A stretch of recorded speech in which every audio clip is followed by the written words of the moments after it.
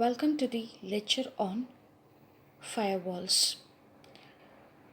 A firewall is a network security device, either hardware or software based, which monitors all incoming and outgoing traffic, and based on defined set of security rules it accepts, rejects or drops that specific traffic.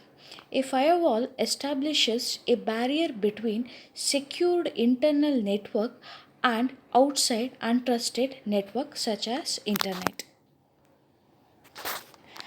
So first we will see about these firewalls. The definition says that a firewall act as a security guard controlling access between an internal protected network and an external untrusted network based on given security policy. Beside preventing intruder getting in, a firewall also helps prevent confidential inside data from getting out. A firewall may be implemented in hardware as a standalone firewall appliance or in software on a PC.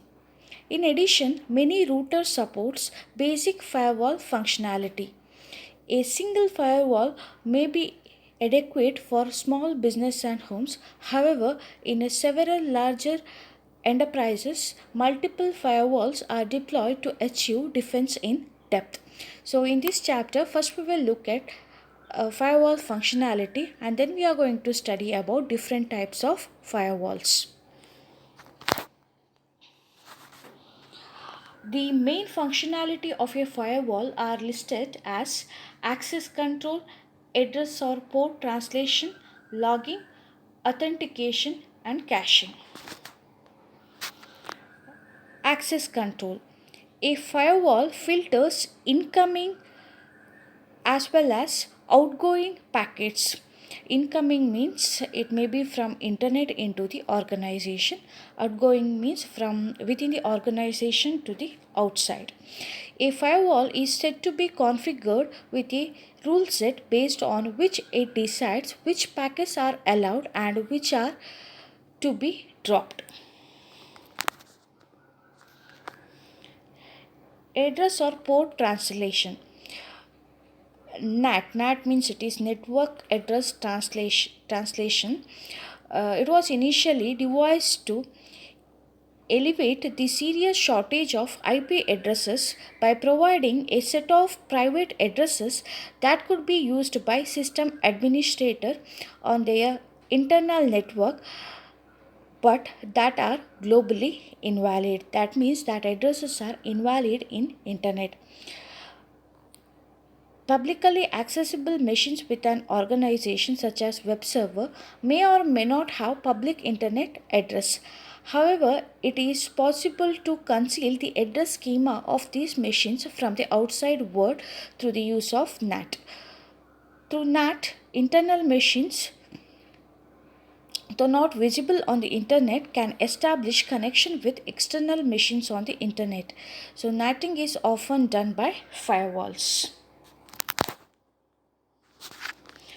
Logging.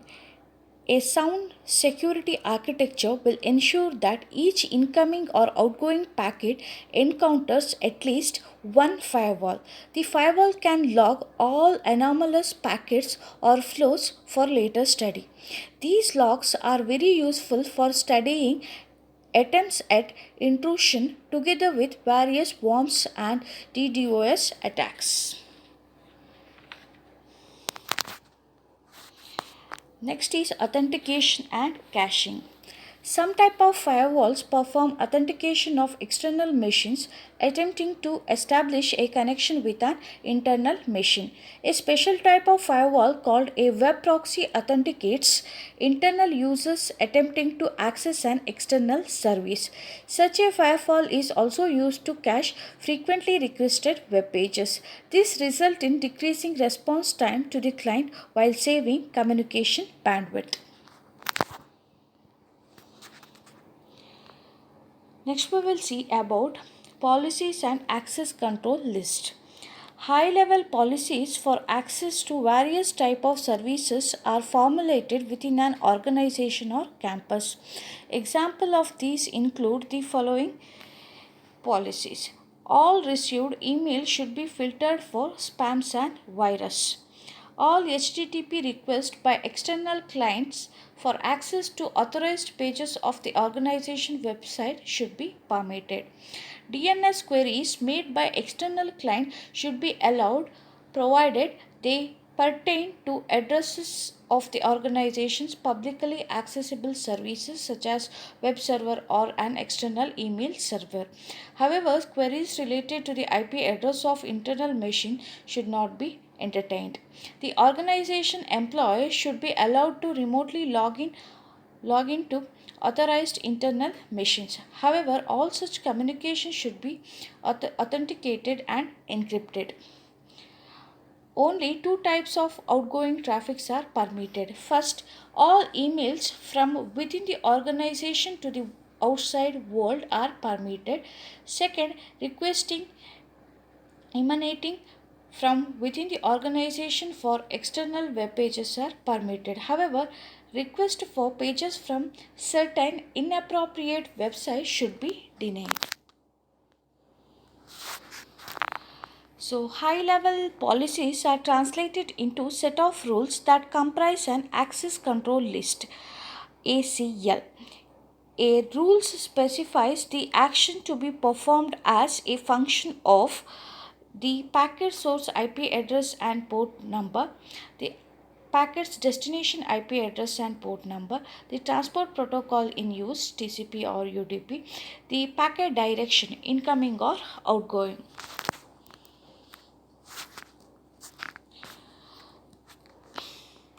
So the policies in general be either permissive or restrictive. A permissive policy is defined as permit all packets except those that are explicitly forbidden.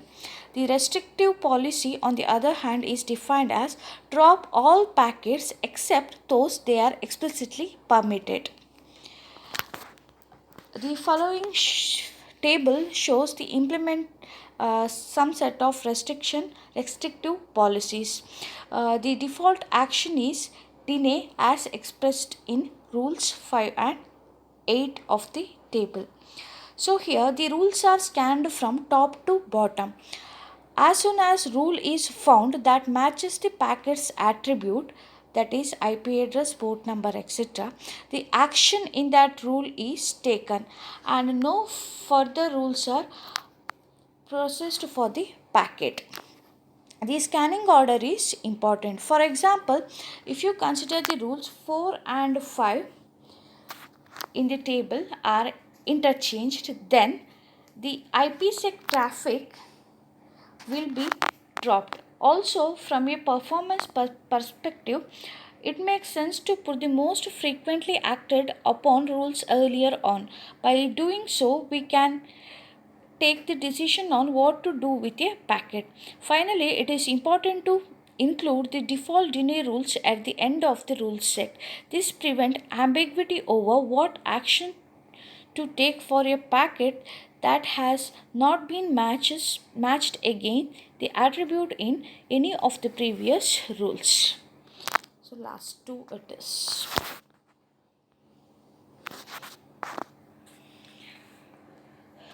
The next topic is about firewall types.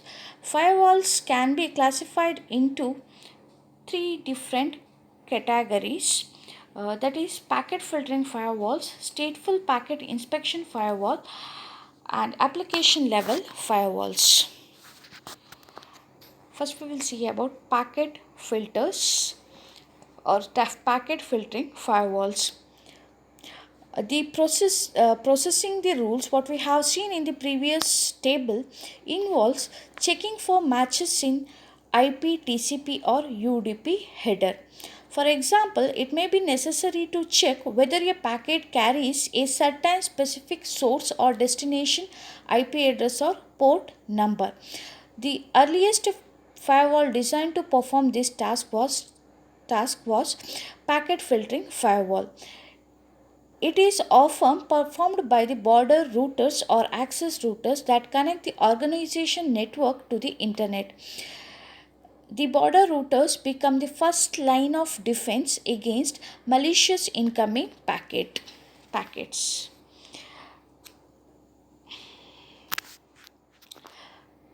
Consider an example of email server, let its IP address will be ABC, that wishes to deliver mail to an organization. For this purpose, first it will establish a TCP connection with the organization email server. Consider a packet, the arrival of a packet with the following attributes. Source IP address as ABC, destination IP address as MS, port number is 25, and acknowledgement flag is set. Such packet would be part of a normal flow provided a connection between ABC to MS has been established. But suppose such a connection has not yet been established. Should the packet still be allowed in? The simple packet filter will allow the packet to enter even if no prior connection between ABC and MS was established. It should be noted that such packets are often used to perform port scans.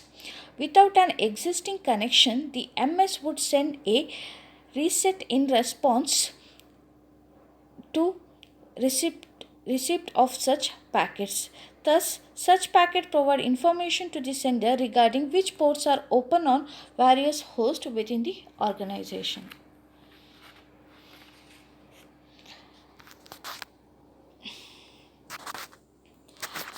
So, a simple packet filtering merely inspects the header of an incoming packet in isolation. It does not view a packet as part of the connection or flow. Hence, it will not be able to filter out such packet arriving from ABC. What is needed is a stateful packet inspection firewall. It is a firewall. These firewalls uses a packet's TCP flag and sequence acknowledgement number to determine whether it is part of an existing authorized flow. If it is participating in the establishment of an authorized connection, or if it is readily part of an existing connection, the packet is permitted, otherwise it is dropped. In the above example, what we have considered, the packets from ABC, the stateful packet inspection firewall will realize that it has not encountered the first two packets in the three-way handshake, will hence drop this packet. Next is application level firewalls. A packet filtering firewall, even with an added functionality of stateful packet inspection, it is still limited. It understands the network and transport headers but is indifferent to the application being run. What is needed is a firewall that can examine the application payload and scan packets for worms, viruses, spam mails, and inappropriate content. Such a device is called as deep inspection firewall. A special kind of application level firewall is built using proxy agent, such as a proxy firewall act as an intermediate between the client and server. The client establishes a TCP connection to the proxy, and the proxy establishes another TCP connection with the server. So just look at the diagram. The first diagram will show the connection without the use of proxy. Here the connection is directly between client and server. In the next example, you can see the connection is through proxy. So client establishes a TCP connection to the firewall, and firewall establishes a TCP connection to the server. So to a client, the proxy server will appear as the server, and to the server, the proxy server will appear as the client. Since there is no direct connection between client and servers, worms and other malwares will not be able to pass between these two, assuming that this proxy will detect and filter out the malwares. Hence, the presence of this proxy will enhance the security.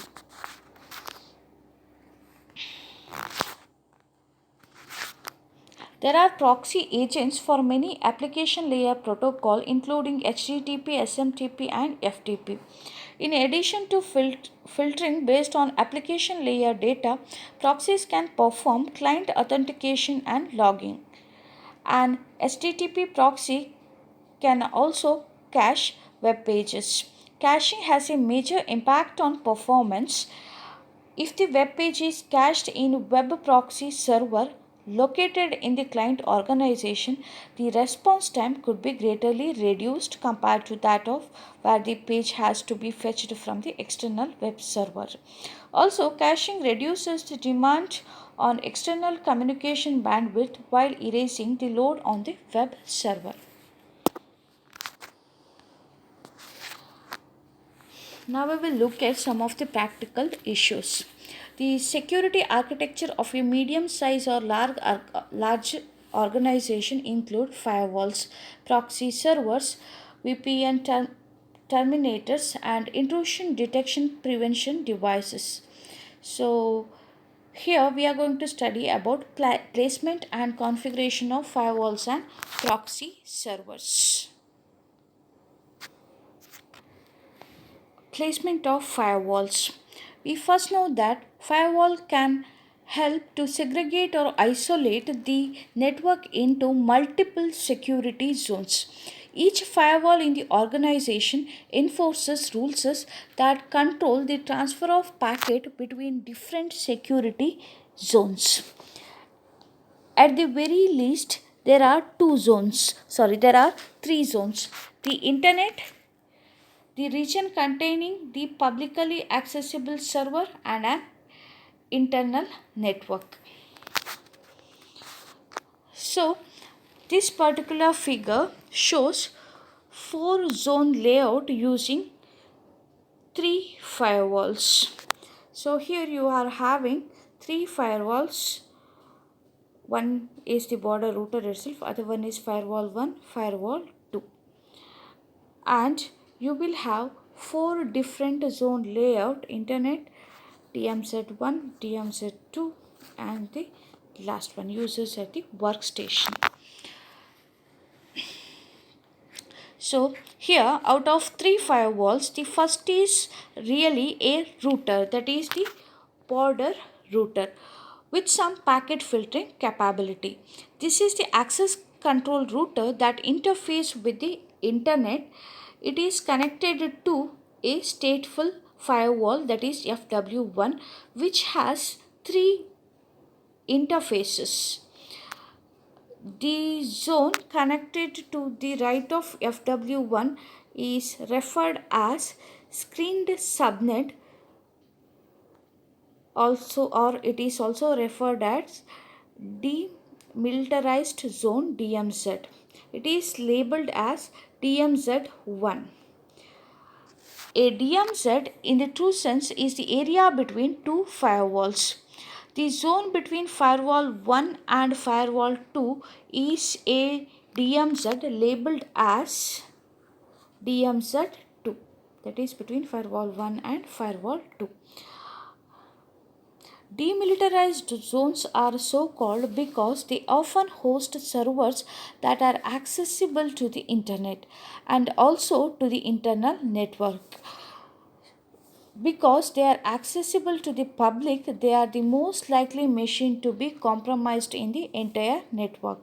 For this reason, the machines in the DMZ often run hardened version of operating system.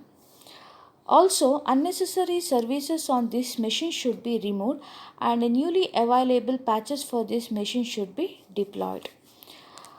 So once a machine in the DMZ compromised, other machines in the DMZ could get infected.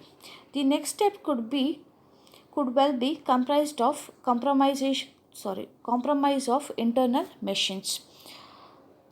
That is, if a compromised machine in the DMZ shares a trusted relationship with an internal machine.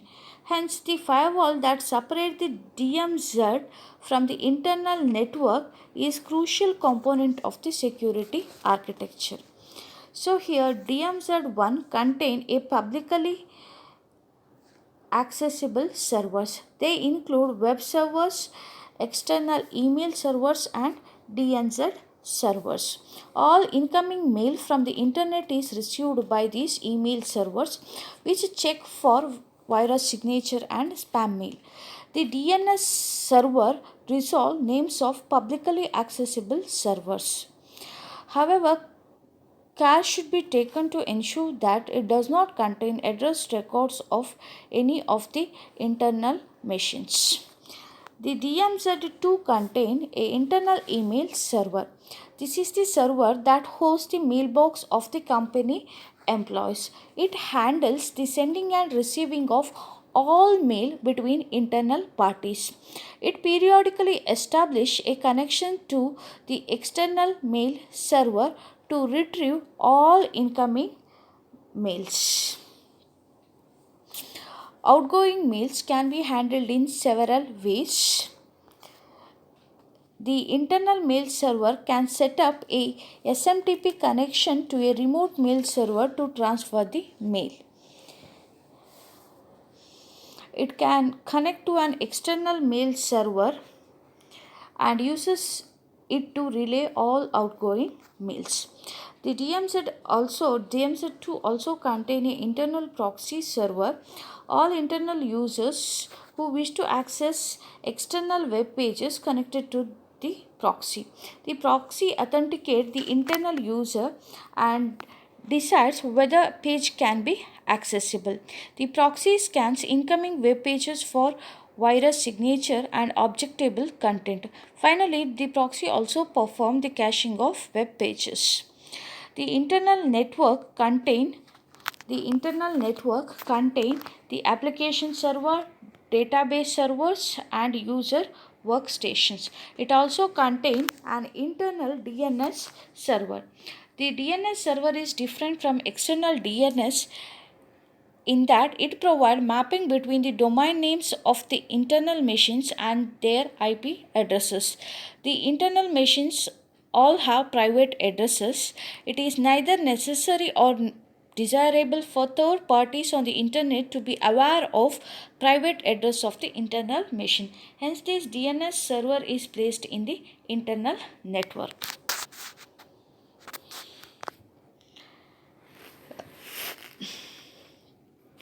So in the previous figure, we have listed servers in different security zones and specified their functionality.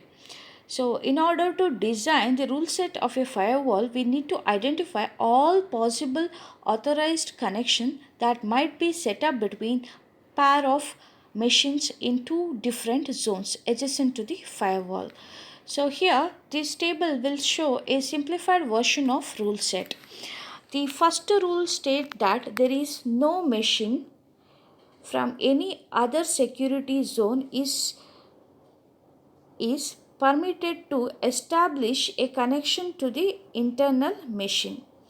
The rules 2 to 4 says that other than connection from internal stations to the internal mail servers and web proxy, that is port number 80, no other connections are permitted to DMZ1 and DMZ2 or the internet.